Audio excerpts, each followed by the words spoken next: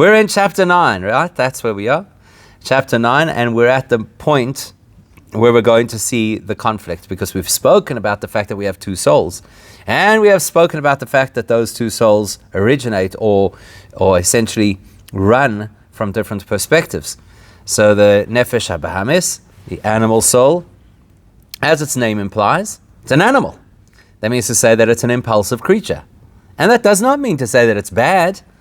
And that's why sometimes we conflate the Nefesh HaBahamis, the animal soul, with the Yetzer Hara, which is a negative inclination. And they are not synonymous. The purpose of the Yetzer Hara is to try and tempt the Nefesh HaBahamis, the animal soul, to do things which it's not supposed to do. But the Nefesh HaBahamis, the animal soul, is not bad. It's just impulsive, and it's self-interested. And that could turn bad, So in other words, trying to survive, which is an impulsive, self-interested position, is not a bad thing. But it can turn bad, because then a person could say, well, I want to survive at somebody else's expense. Or because this is what I need. As we've learned, the Nefesh HaBahamis starts off with what it feels, and then it tries to justify with a whole elaborate explanation of why what it feels that it needs is actually what's really important. The Nefesh Elokis, on the other hand, the divine soul, is completely different. The divine soul takes an objective view, it's patient, it is thorough, it doesn't just fly into things and say, okay, this is impulsive, this is what I want, and therefore I'm going to have it. So the Nefesh Elokis lives in the mind, it lives in it with an approach which is a rational approach, and then out of that rational identification, this is something which makes sense to pursue, this is something which has absolute value, that produces a response of, and therefore I feel excited by it. So needless to say, the two of them are going to be at loggerheads. They're not going to see eye to eye. In fact, you could even say the personal pronoun I versus the EYE. So the Nefesh HaBahamis is looking from the perspective of I need, I want. Whereas the Nefesh Elokis is looking from the I. What do I see? What do I identify? What is meaningful? And therefore that's what it's going to pursue. So the two of them are at loggerheads. That's clear. That we know. What we're going to start to unpack over here this evening, and this is really the point of this chapter, is what does each of them want? That's not to say what does each of them want in the short term. In the short term, that's easy to answer. The Nefesh HaBahamis in the short term wants whatever is available at the cheapest price to give me the maximum benefit and pleasure. That's what the Nefesh HaBahamis wants. But what does the Nefesh HaBahamis really want? Because if we think that our animal soul is so square and so dull and so unsophisticated that it just simply wants to stuff its face with donuts, then we have completely underestimated what the animal soul is. And the danger of underestimating the animal soul is twofold. Number one, we could be lulled into a sense of security. Please, it's just an animal soul. How intelligent is it anyway? And we could be caught off guard.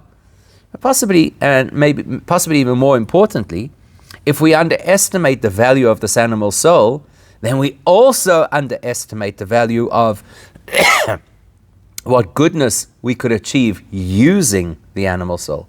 So it's quite important for us to understand. It's not just, I'm going to grab whatever crosses my path, like some kind of a child in a candy store. It's like, give. In fact, that's the famous saying that the Gemara tells us, that if a person ever feels a little bit arrogant, let's remind the person, Yitush Kodmach, that a mosquito predated you. Why a mosquito? Out of all of the different things that they could have said, why don't they say an amoeba? Why don't they say a rodent? Why don't they say a chaza? If you really want to insult a Jewish person, say, you think you're a big deal. Even the chaza was made, right? Why do we say a mosquito? So the reason is because we're told that there are two creatures that are symbolic of a very negative spiritual state. One of them is the mosquito, and the other is the leech. The mosquito only takes and doesn't contribute anything back into the system. Unless, of course, you're in Africa, in which case the mosquito might share some malaria. But generally speaking, a mosquito is not something that add something to the system. And the leech, same thing. That's exactly what a leech is. It's just there to take. It's a parasite. So there's an expression that the sages use, that the leech has two children. The word children, of course, is used very broadly over here. It basically means two offshoots or two products. What are the two products of the leech? Have and have, which is basically give and give, because that's the nature of the leech. The leech is give and give more. We're not saying that the animal soul, the nefesh habahamis, is a leech. Nor are we saying that it's a mosquito. Because it is possible for an animal soul to have a sense of community and a sense of volunteerism and a sense of altruism. That is possible. That's why you look around in the world, and there are many, many people in our world who are invested in welfare organizations, humanitarian work, etc., etc. But it is not driven by the depth of a godly soul. It's driven by an animal soul. I want to feel the satisfaction of being a humanitarian. I want to feel the pleasure of helping somebody who's in a state where they require welfare. So we would underestimate the nefesh habahamis if we thought that it was just this thickhead that wants to just enjoy life. It's much more layered and much more subtle than that. And that's why what we're about to describe now, which is the conflict and the tug-of-war between the two souls, is not going to be so black and white. And that's why we need these guidelines. How you identify, this is nefesh elokis, that is nefesh habahamis, this stems from the divine element, that stems from the animalistic element. We need those guidelines because we're just not going to know it naturally of our own accord. So the question is, what does the nefesh habahamis want? What does the animal soul want? And the answer is not just to have pleasure. And obviously, by extension, the question is going to be, what does the nefesh elokis want? What does the godly soul want? And that might be a little easier for us to answer because we're going to say, oh, it's a godly soul. So obviously it wants godly things. So if there's coffee or there's a shiur, the nefesh habahamis wants the coffee, the nefesh elokis wants the shiur. That's why we serve coffee at the shiur. Because that way you can get the nefesh habahamis to also come to the shiur. Which part of us is afraid of Yom Kippur? The nefesh elokis is bring it on. Yom Kippur. This is connection to Hashem. This is an opportunity to step out of all the nonsense of the world and to experience the depths of our own being. The nefesh habahamis is already thinking 3 weeks in advance. What are we going to do? What are we going to eat before the fast? How are we going to break the fast? What recipes are we going to share on the fast? Very different perspectives. So the question is, what does the nefesh habahamis want? And we're going to start our conversation over here with, what does the nefesh elokis want? What does our neshama want? And it's not as simple as just to say, to do whatever Hashem says. That is true. It's technically accurate, but it's not necessarily good enough as an explanation. Okay, so where are we? That's a good question. Sorry, let's get the book open over here. Otherwise, I'm just reading off the screen and the guys are sitting here. Don't know where we are in the book. Okay, so where are we in the book? Page what? 30? 36. Yeah, this is, 36. Right at the bottom of the page, actually. If you're on page 36, it's the very last line on the page. And we've got it over here in front of us on the screen, exactly halfway through the page. I'll just highlight over here for a second. There, can you see? That's where we are. Okay?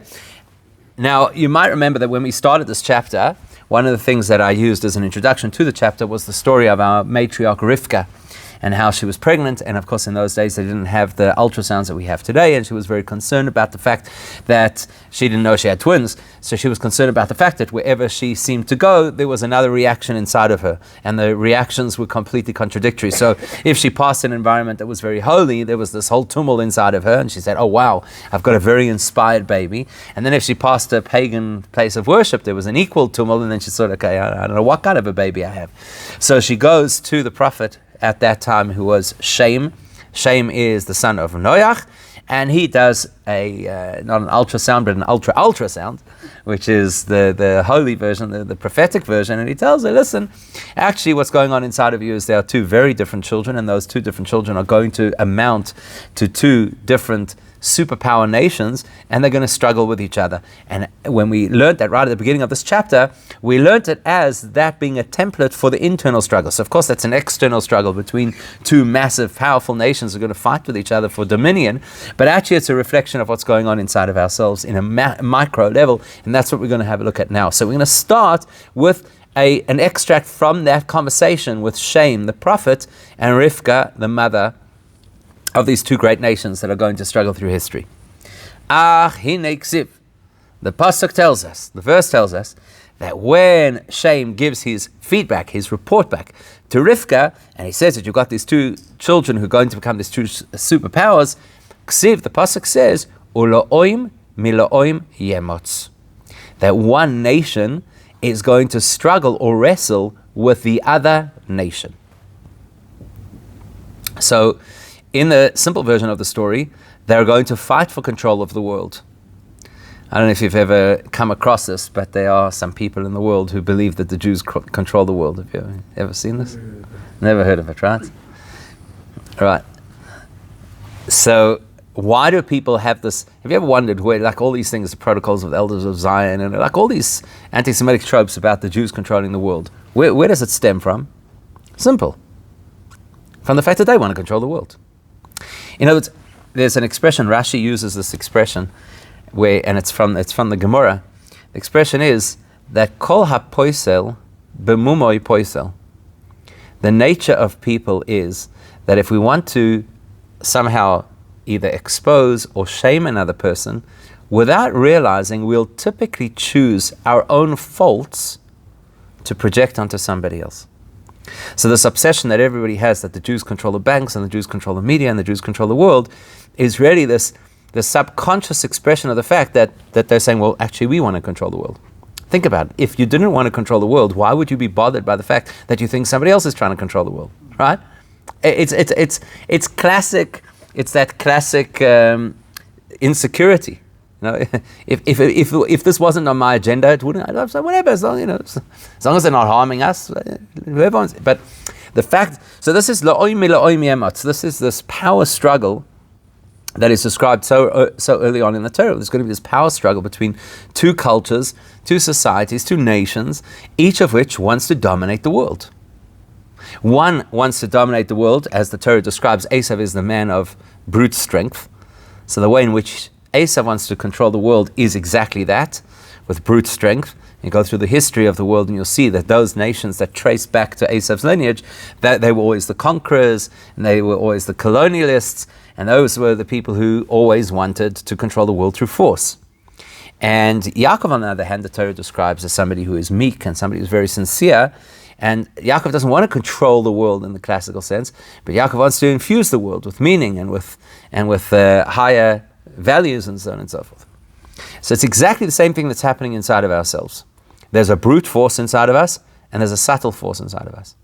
There's a part of ourselves that is very raw and very strong and very adamant, and there's a part of us that is very calm, understated, very adel, refined, almost like delicate in the way that it operates.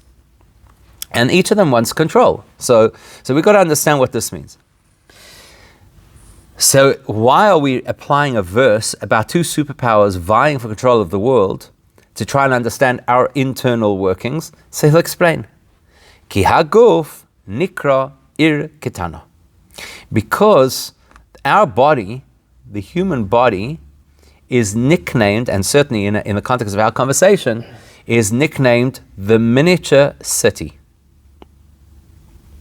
So let's go back a step. I mean, we don't have to look that far, because right now we could talk about Russia and Ukraine, and the truth is, across the course of history, there was never a shortage of conflicts to use as the illustration of a point, right?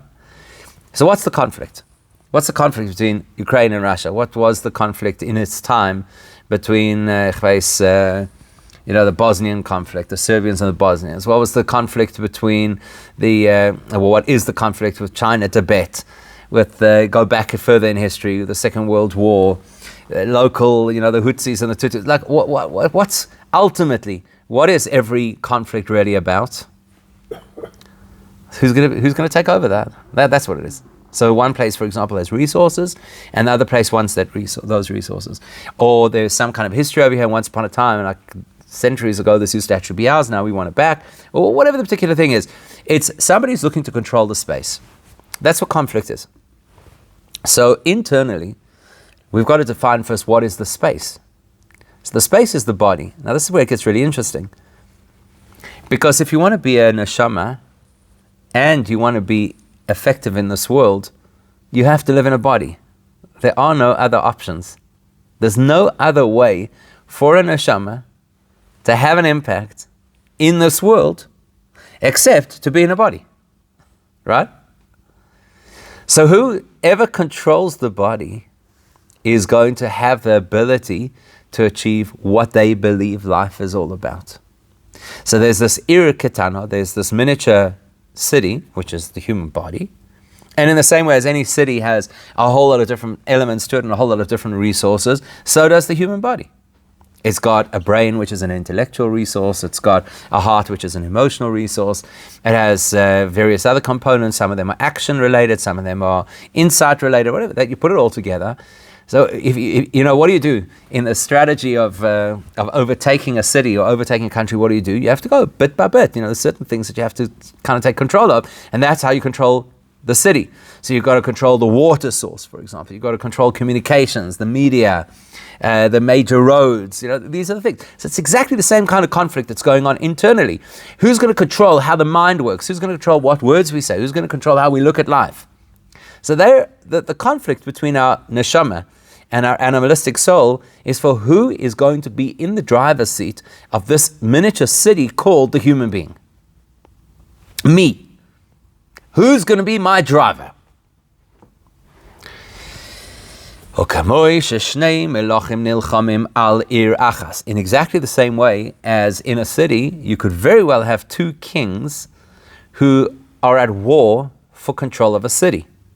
So either that could be, if you remember, like in the feudal system, where you had each little count or earl or whatever it was had his little duchy, his little place that he controlled, and it could literally be like, from here to Glen Hazel could have been two different kingdoms, and they would fight with each other to see who could take over and control a particular city, possibly because of the resources that it had.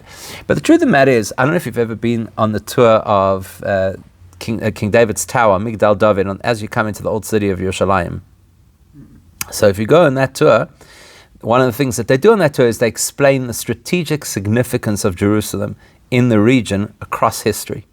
Because people don't realize that Israel is this convergence point between three major continental areas. It's the convergence point between Africa, right? North Africa leads up into Asia, so you've got Asia, and then Europe through the Mediterranean. So if you control Israel, you effectively control the whole strategic environment that links these three continents. And in Israel itself, the capital was always Jerusalem because it's the most easy city to protect because of its topography and how it's whatever. So you could have two empires where each empire has massive land of their own, and you could still have the two kings of those two empires fighting over a single city, because that single city could be the make it or break it for an entire system of trade and military strength and all that kind of thing, right? Access to resources. So in the same way as you have two kings who are fighting over the control of a single city, where obviously each one of them wants the city to run with their laws. That's right? That's what you want to happen. That the resources should supply our people, and the laws of that city should conform to the laws of our country, and the language of that city should be the language of our country, and so on and so forth, right? So you want everything to behave, to conform to how you are. Maybe it's a little bit, for younger people, it's a little bit far-fetched, but we remember over here, there was a period, well, I don't remember personally, but there was a period over here where we were very much still, under Britain, And so you still had a currency. I don't know if anybody here still remembers when the pound was a currency, but you had the currency that was the mother country's currency. And you still celebrated certain days on the calendar that are actually from United Kingdom history, have absolutely no bearing on our history, and so on and so forth. So that's what the king wants. The king wants this piece of land, no matter how distant it might be from the capital of his own empire. He wants this part of of the world to be his, under his jurisdiction, by his laws, following his culture. That's what he wants. So let's read on. Shekol echad roitze lekofsha. The first objective that each of the two kings has in this particular conflict, each of the two kings wants equally to conquer this city. Now, only one of the kings can conquer the city. Now, there's a third possibility over here. It could be that currently the city doesn't belong to either king. So if you go back, for example, I don't know, people who are into, the history of war. But you go to certain, you look at the Second World War, for example. There were certain areas that were strategic where it was a stare down between the Axis and the Allies for a piece of land that didn't belong to either of them. Because whoever would gain control of that piece of the land, it would swing the direction of the war one way or the other. So this could well be, you've got this piece of neutral land and two kings who are each looking to conquer it. So their first objective is conquest. That's the first thing that goes through the king's mind. I want to conquer this land. Now what's going to happen once I conquer this land? Then I will be the ruler of this land. So the objective of trying to conquer the land is so that I've got like another card in my deck. I've got another asset now in my corporate, what do you call it? My corporate portfolio. So I want to be the boss of this place. So each king that approaches the city, first of all, they want to conquer it, which means that they are in control, and then they want to rule it. So conquest happens once, and rule happens over a period of time. So it's not like a boxing match. When you knock out your opponent, you say shkoyach, and you get the prize, and then you're the winner of that particular event. There's a long-term view over here. So it's to conquer and to control it going forward. And then he explains what that means. What does it mean to rule over a place? So the Alter Rebbe says two key components of what it means to be the ruler of a place. Number one is lahanig yoshveha kiritzoinoi. The first thing that the king wants is to be able to direct the citizens as he wants them to behave. So for example, if the king decides that at this particular point in time, we need all of the citizens of the country to save water, he wants to be able to do that. He wants to be able to say, we're going to now conserve water. We're going to pass an edict, and you're going to conserve water. Which is exactly like it is in Johannesburg. Right? So they tell you what you may or may not do with your water, and everybody does as they please. So that's not a king. That's not control. The king wants to have that control. He wants to be able to guide and direct the inhabitants of this particular place according to his will. He wants them to conform to his will, which is the second point. Brings us to the second point, which might sound like it's exactly the same point, but it's a little different. He wants to guide them. That's point one. Point two, and he wants them to follow. Interesting, right? So in other words, if I become the king of a country, obviously I have the rights now to enact certain laws. But I don't have a guarantee that the people are actually going to observe those laws. That's why we have police. Because there's an assumption that people are not going to follow the laws. What does the king really want? Does the king want a police state? Not so much. He wants the people to follow his laws. Okay, you see the subtle difference over here. The one side of it is, I want to be able to guide the people. The other side is, I want those people to follow me. Classically in Jewish language, we talk about two kinds of leaders. The one is called a melech, which is very common. That obviously is a king. And the other one, you know what the other one is called? The other one is called a moishel, which is basically a dictator. Right? A moishel. What's the difference between a melech and a moishel, between a king and a dictator? So the difference is this. In our davening in the evenings, when we talk about Hashem as our king, we use the expression Umalchusoi, and his rulership, Beratzoin kiblu aleihem. The Jewish people accepted Hashem's authority, Beratzoin, willingly. That's a king. A king is an individual who proves himself because of his abilities, because of his qualifications, because of his track record, because of his benevolence to the people. He proves himself as somebody that the people are drawn to. Sorim lemishmatoi. They want to listen to what he has to say because they appreciate him. They appreciate his wisdom and his value and his insight and his leadership and whatever. So what does the king want? The king wants to be in control, and that the citizens want the king in control. That's the ultimate prize. So the king is able to call the shots, and the people appreciate him calling the shots.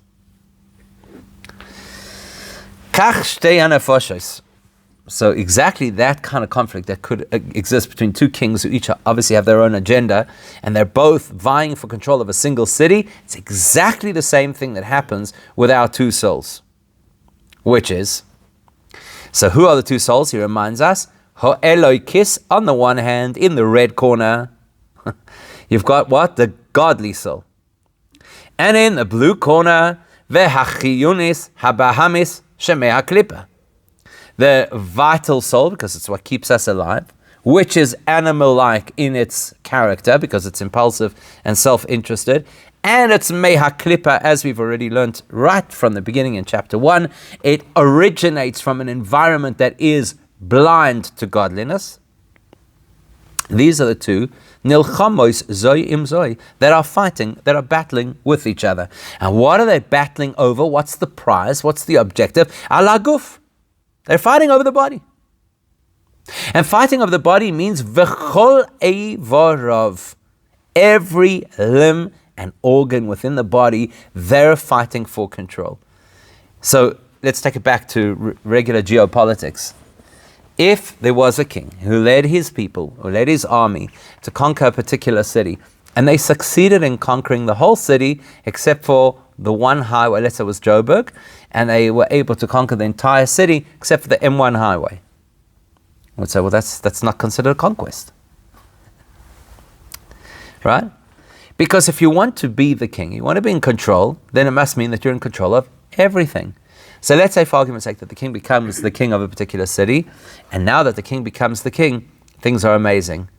The streets are clean, everybody has water, everybody has electricity, but he just doesn't get to deal with the sewage. So we're going to say, listen, sorry, but that's not good enough. You're not the king.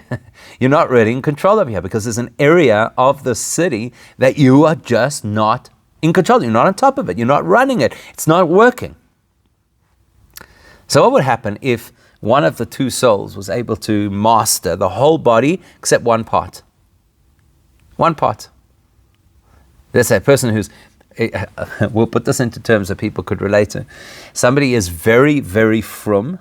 I don't know what that means, but it's a term that people use, so we'll just borrow the term.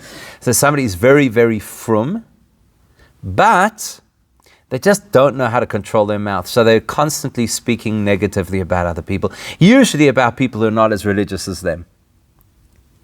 And we say, listen, that you're not considered like you're the king of your body. You're not in control. There's a part of the body that's just not playing ball. It's just not the way that it should be. There's a hole in the system. So let's understand. Now we know kind of what the stakes are.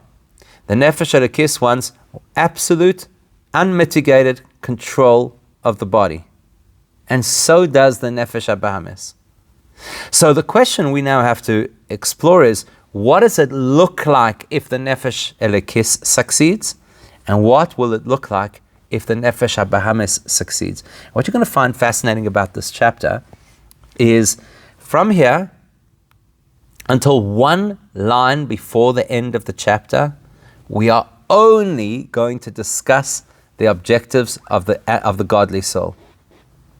Fascinating, right? The purpose of this chapter is to tell us both sides of the coin and both perspectives.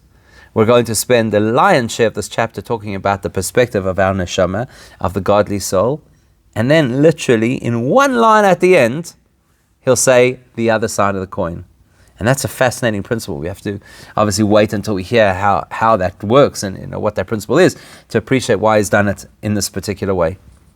So let's start off with, what is the goal of our neshama? It's a great question for us to ask. It's probably a question most of us don't ask ourselves. What does my neshama want? What does my neshama want? Does it want another kichel and herring, What does my neshama want? Does my neshama want front row seats in the world to come? What does my neshama want? So let's have a look. So he says, when we're talking about the godly soul, its yearning and its wishes, its will, levada hamosheles olav umanigosai.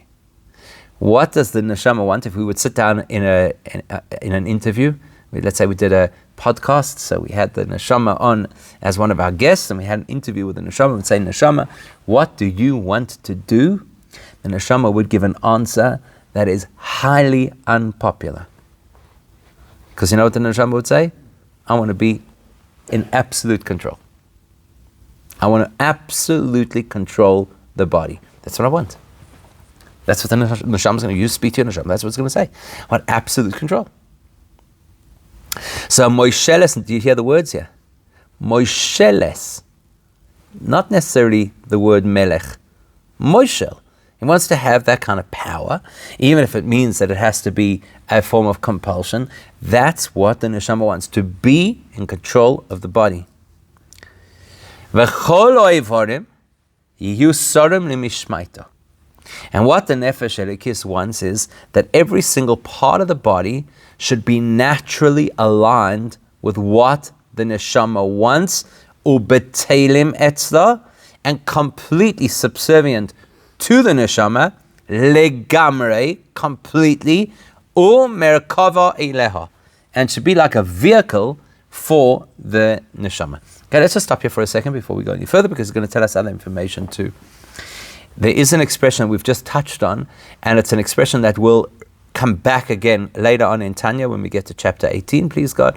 We'll come back to this principle, this concept of a vehicle. What does it mean to be a vehicle? So I don't know if we ever think of ourselves this way, but let's try the thought experiment. The human mouth, and when I say the mouth, effectively, the entire system, the entire speaking system, which isn't only the mouth, right? In order to be able to speak, there's got to be air in the lungs, and the diaphragm has to push that air out of the lungs, and of course there has to be a brain that is guiding what we're going to say. But let's just say the mouth is a vehicle. And it could be a vehicle for many different things. The mouth could be a vehicle for song. The mouth could be the vehicle for education. It could be a vehicle for insult. We don't stop frequently enough to analyze the diverse range of possibilities that each part of our body offers. So you look at the mouth has a diverse range of possibilities. It could be positive, it could be encouraging, it could be educational, it could also be destructive. Sometimes you had such an interesting experience today where somebody said to me that I'd been somewhere and I saw a person who I know. I don't know them well, but I saw some person I know. So I went over and I greeted them. It turns out, I found out today, it's like sometime later, that they were so taken by the fact that I said hello to them. Because they thought that I didn't even know who they were. Like they thought they didn't exist, so to speak, because it's not somebody I'm close to. You never know what the mouth can do. It can be the vehicle of literally lifting the person out of the mud. Hello. Give somebody a compliment. Share an encouraging thought. The mouth is just a tool. The whole concept of speech is just a vehicle. The question is, who is driving that vehicle? It's a funny thing, sometimes you hear people when they're driving on the road and they'll say, that car just cut me off. The car doesn't cut you off. It's not possible. Even if it's an autonomous car. The car doesn't cut you off. You should be saying what? That driver cut me off. The car is just a vehicle. It's not the words that harm us. It's the person who said the words who harms us. It's not the words that uplift us. It's the person who chose to use their words to uplift us. It's a vehicle. So the nefesh elikis, the godly soul, looks at the body and says, wow, look at the potential that this vehicle offers. So I've just used the mouth as an example because it's an easy example for us to see that really diverse range of things that could come out of a mouth and the effect that they could have. And the truth of the matter is that it applies to every part of the body. What does the Torah tell us? When Moshe, because Moshe, remember, grew up in a cocoon. He didn't experience the slavery. He was brought up in Pharaoh's palace. So one day, Moshe is old enough and he wants to actually see what's going on out there with his people. So he goes outside, and on the first day, it's a very dramatic scene with an Egyptian who's beating a slave, a Jewish slave, and Moshe basically gets rid of the Egyptian. The next day, he goes out, and what does he see? He sees a person who's raised their fist against another Jew, and he calls him a wicked person. Right? So he says, Rasha, lama sakeh re'echa. You wicked person, why are you about to hit your friend? And based on that, the sages tell us something fascinating. That the person hadn't yet hit the friend, but he had turned his hand into a vehicle for aggression. And that is considered wicked. Because the body is supposed to be a vehicle for goodness and for holiness and for teaching and spreading mitzvahs and what Hashem wants in the world. So the nefesh, the godly soul, looks at the body and says, wow, look at this thing. It's like when a person gets a new car, right? Look what it can do. And if you remember the first time you ever had a car, either yourself or maybe your father or whatever, with electric windows. It's like, wow, look at that. You just push a button and the windows go up, the windows go down, right? But what are you going to do with it? Is it going to be that you drive past somebody, you push the button, the window goes down so you can scream at them because of the way they're driving? Or do you push the button so the window goes down so you could help a beggar on the side of the road? I don't know. It's a vehicle. It's got a neutral, zero-sum value until we decide how we're going to use it. So the neshama looks at the body and says, look at the range of gadgets that we have over here. Look at the technology at our disposal. This thing can do amazing things. It can look. So either it can look for the criticism and the fault in other people, or it could look for the good in other people. This is a body. It can listen. Either it can listen to the positive messages about people, or it can listen to all the pessimism and how the world's falling apart. And it doesn't matter where you go in the world anymore because now it's all falling apart. Etc., etc. So that's what the nefesh elokis wants. And then v'yiyu levush le'eser b'chinoiseho ve'gimel levusheo. Now we're borrowing information that we already learned previously in chapters 3 and 4, and that is that the operating system of the neshama is that there are 10 soul powers, and then there are 3 interfaces that the soul uses to engage with the world, and that's called thought and speech and action. So the neshama wants all of those 10 soul powers to be invested in and expressed through the body, and it wants all the thoughts and all the words and all the actions to be aligned with what the neshama cares about. So if we had to interview the neshama and say, well, what is it that you want? The neshama would say, I want to maximize the potential of this body. I don't want to have a body that sits around, with a beer in one hand and a remote control in the other hand. That's not what I want. I want a body that's got a tzedakah coin in the one hand and a Tehillim book in the other hand, right? So that would be effectively the objective and the goal of the nefesh elikis. Sheyislabshu kulam be'evrei haguf. So basically, what the neshama wants is that all of its facets should be expressed and revealed through different parts of the body. Now, if you really had to ask the neshama, what does it really want? See, the thing is this, when we learn this and we talk about the fact that the neshama should be manifested or expressed through the various parts of the body, we think, okay, you know what? We could probably do something like this to a greater or a lesser extent, surely, right? Surely we could get ourselves kind of aligned with what Hashem wants, right? But here's what the neshama really, really, really wants. So we're coming up to Yom Kippur, for example, right? What is the single greatest shared fear in the Jewish community at this time of the year? Everybody thinks that the greatest shared fear is what happens if Hashem judges us, God forbid, in a negative way. But I don't think that's true. I think the greatest shared fear that everybody has is, what if I'm going to feel faint during the fast? That's probably the greatest fear, yeah? You know, some people, they hydrate so much before Yom Kippur that you can hear them walking into shul. You can hear this like sloshing, you know, as they walk into shul, because there's this pervasive, overwhelming fear that, God forbid, what happens if I'm too thirsty, or if I'm too hungry, or too shaky, as the case might be. Now, if you had to look from the perspective of the Nefesh Elikis, the godly soul is going to say this. Number one, I'm not even going to think about food on Yom Kippur, because there's just so much else to focus on. There's so much value in this day. I'm not going to allow a little bit of a grumbling stomach to get in the way of all of this mega potential that Yom Kippur offers.